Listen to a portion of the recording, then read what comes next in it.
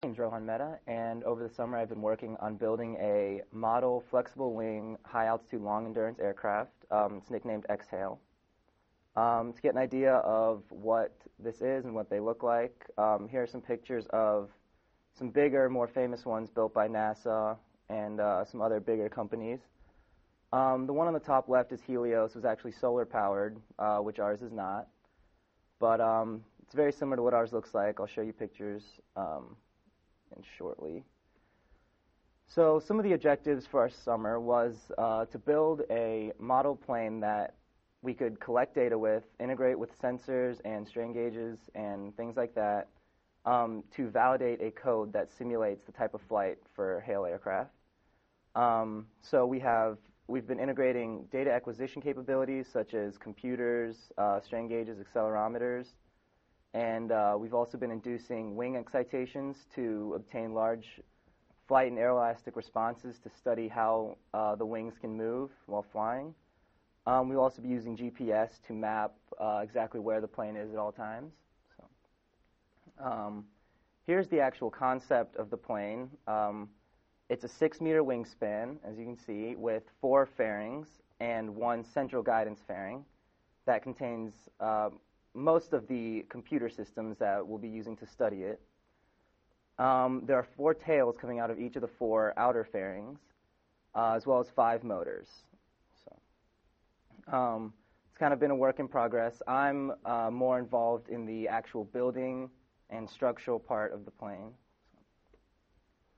And we're actually building 2 aircrafts. The first one, which we nicknamed the FTV, Flight Test Vehicle, we will use to study how the plane is handling and maneuvering, as well as we'll be using a housekeeping sensor package, which means we'll be studying the pressure or airspeed as opposed to aeroelastic behavior, which we'll be studying in the second plane. So that's studying more of how the wings are deflecting and things like that. So to actually build it, which is what I was most involved in this summer, we manufactured 2 46-inch by 10-inch molds using the big CNC mill in the auto lab. After we built it, we had to sand it down, polish it, make it as smooth as possible so that we could lay up our foam wings inside of them, put them in the autoclave. So before we did that, to make our actual foam wings, we laser cut airfoil guides and wrapped them with aluminum tape, which we then, as you can see in the picture on the left, sanded around them to get the exact geometry of our wing. So we've got the leading edge on the left, the wing box in the middle, and the trailing edge on the right.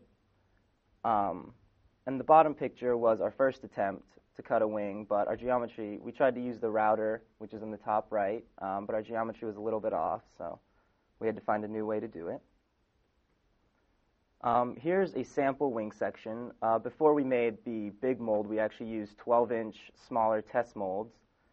So we used that method to get our geometry for our foam, and then we would wrap it with E-glass, which is a type of fiberglass, and then put it in the molds and tighten it down as tight as possible and put it in the autoclave to cure it.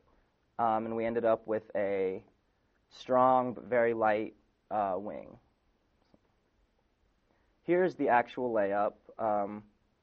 So we actually made epoxy blanks before we put the foam in the mold. So we would have the 2 black pieces, which is our epoxy, and we have peel ply, which is the 2 blue strips on the top and bottom, and the wing box in the middle, which has been wrapped in E-glass. And then we close the top mold on top of it. So that's basically how that's the process we're in right now, is doing this, but on the full-scale mold. So we're getting closer to being finished, but there's a lot of work left to do. So here is a diagram of our layup of our full wing, which we do after we lay up the wing box. So it's basically the same thing, wrap it in E-glass. We have carbon reinforcements on the 2 edges. And the trick here is if the geometry isn't right, then the cure will be not as smooth as possible, which is the goal. So that's the end of the presentation about what I'm doing this summer, but I just wanted to say that overall I've had a great experience in the SURE program, and I've gained some valuable knowledge that will definitely help me in the future. And I recommend this program to anybody that's thinking about getting involved in research in the future, or just interested in finding a interested project to work on. So that's all. Thank you.